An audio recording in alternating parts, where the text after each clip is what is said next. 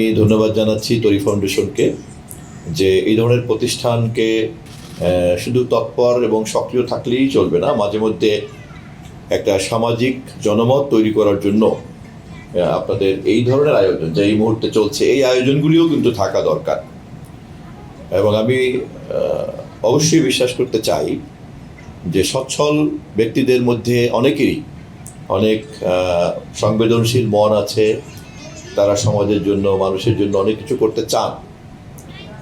আবার অনেকেই কিন্তু তাদের এই চাওয়াটা তারা কিভাবে পূরণ করবেন বা কোথায় করবেন, কিভাবে করবেন সে বিষয়ে কোনো রকম সুনির্দিষ্ট কোনো পথ পান না, অথবা নিজে ভালো করে জানেনও না যে তার মধ্যে এরকম একটা সুপ্ত মানবতা বোধ আছে। কিন্তু তাকে যদি এই ধরনের সামাজিকতার মধ্যে, এই ধরনের অ্যাওয়ারনেসের মধ্যে যুক্ত করা যায়, তাহলে মানুষের এই শুভ চিন্তাগুলিকেও কিন্তু আরও অনেক বেশি জাগিয়ে তোলা যায়।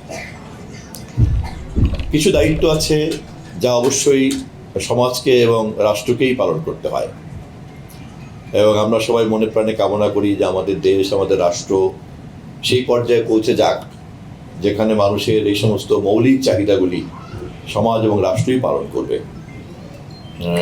প্রকৃতি তার নিজের গতিতে চলবে, কিন্তু সেই গতির পথে যে দায়িত্বগুলি পালন করার বাধ্যবাধকতা থাকে, তা যখন একটা রাষ্ট্র সমাজ পালন করে তখনই বোঝা যায় যে সেই রাষ্ট্র এবং সমাজ তত বেশি আধুনিক, তত বেশি মানবিক এবং তত বেশি উন্নত। সেই বিবেচনায় আমরা অনেক পিছিয়ে আছি।